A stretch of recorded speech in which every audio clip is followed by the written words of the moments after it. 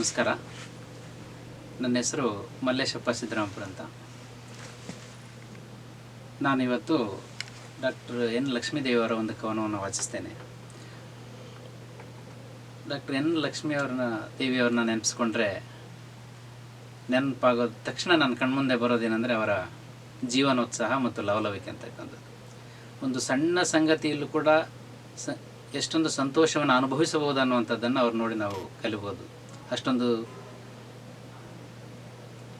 ಜೀವನೋತ್ಸಾಹ ಮತ್ತು ಚೈತನ್ಯ ಅಂತಕ್ಕಂಥದ್ದು ಅವರ ಬದುಕಿನಲ್ಲಿತ್ತು. ಭಾಳ ಆಚಾರ ವಿಚಾರಗಳಲ್ಲಿ ತುಂಬ ಸ್ಪಷ್ಟತೆ ಅಂತಕ್ಕಂಥದ್ದು ಇತ್ತು. ಅಂಥ ಸ್ಪಷ್ಟ ವ್ಯಕ್ತಿತ್ವದ ಲಕ್ಷ್ಮೀದೇವಿಯವರ ಒಂದು ಅಸ್ಪಷ್ಟ ಅನ್ನುವಂಥ ಕವನವನ್ನು ನಾನೀಗ ಓದ್ತಾ ಇದ್ದೇನೆ. ಕವನದ ಶೀರ್ಷಿಕೆ ಅಸ್ಪಷ್ಟ.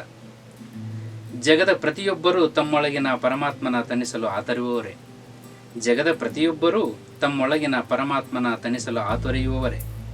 ಲೋಕದ ನಂಟುಗಳು ಏನೆಲ್ಲ ಇದ್ದರೂ ತಮ್ಮೊಳಗಿನ ತಮ್ಮತನವನ್ನು ಹುಡುಕುವವರೇ. ಲೋಕದ ನಂಟುಗಳು ಏನೆಲ್ಲ ಇದ್ದರೂ ತಮ್ಮೊಳಗಿನ ತಮ್ಮತನವನ್ನು ಹುಡುಕುವವರೇ. ಈ ಅನ್ವೇಷಣೆಯಲ್ಲಿ ಎಂದೋ ಒಂದು ದಿನ ತಮಗೆ ಸಾಫಲ್ಯ ಸಿಗುವುದೆಂದು ನಂಬಿದವರೇ.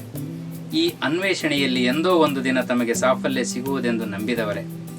ಏಕೀ ಅರಸುವಿಕೆ, ಏನನ್ನು ಅರಸುತ್ತಿದೆ ಜೀವ ಎಂಬ ಸ್ಪಷ್ಟ ಕಲ್ಪನೆಗಳು ಅಸ್ಪಷ್ಟವಾಗಿದ್ದರೂ, ಏಕೀ ಅರಸುವಿಕೆ, ಏನನ್ನು ಅರಸುತ್ತಿದು ಜೀವ ಎಂಬ ಸ್ಪಷ್ಟ ಕಲ್ಪನೆಗಳು ಅಸ್ಪಷ್ಟವಾಗಿದ್ದರೂ, ಅಸ್ಪಷ್ಟ ಮನದ ಭಾವಕ್ಕೆ ಸ್ಪಷ್ಟ ಮೂರ್ತಿಯನ್ನು ಸ್ಥಾಪಿಸಲು ಹಂಬಲಿಸುವವರೇ.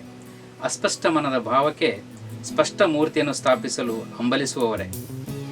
ಭಾವನಾ ಪ್ರಪಂಚದೊಳು ತಮ್ಮೊಳಗಿನ ಮೂರ್ತಿಯನ್ನು ಕಾಣಬಯಸುವವರೇ. ಭಾವನಾ ಪ್ರಪಂಚದೊಳು ತಮ್ಮೊಳಗಿನ ಮೂರ್ತಿಯನ್ನು ಕಾಣಬಯಸುವವರೇ. ಮೂರ್ತಿ ಮೂರ್ತವೋ ಅಮೂರ್ತವೋ, ಮೂರ್ತಿ ಮೂರ್ತವೋ ಅಮೂರ್ತವೋ, ಮೂರ್ತವಾದರೆ ನಗು ನಲ್ಮೆ ಸ್ನೇಹ, ಅಮೂರ್ತವಾದರೆ ಆತ್ಮಕ್ಕೆ ಸನಿಹ. ಮೂರ್ತವಾದರೆ ನಗು ನಲ್ಮೆ ಸ್ನೇಹ, ಅಮೂರ್ತವಾದರೆ ಆತ್ಮಕ್ಕೆ ಸನಿಹ. ಒಟ್ಟಾರೆ ಆತ್ಮದ ತುಡಿತದಿಂದ ಹುಡುಕಾಟ ನಿರಂತರವಾಗಿ ಅಗೋಚರನ ಕಾಣಬಯಸಿದಾಗ, ಒಟ್ಟಾರೆ ಆತ್ಮದ ತುಡಿತದಿಂದ ಹುಡುಕಾಟ ನಿರಂತರವಾಗಿ ಅಗೋಚರನ ಕಾಣಬಯಸಿದಾಗ, ಮನವು ಪರಮಾತ್ಮನ ಸನ್ನಿಧಿಯ ಸೇರಬಯಸುವುದು, ನಿಸ್ಸೀಮ ನೆಲೆಯ ಆವರಿಸುವುದು. ಮನವು ಪರಮಾತ್ಮನ ಸನ್ನಿಧಿಯ ಸೇರಬಯಸುವುದು, ನಿಸ್ಸೀಮ ನೆಲೆಯ ಆವರಿಸುವುದು. ನಮಸ್ಕಾರ.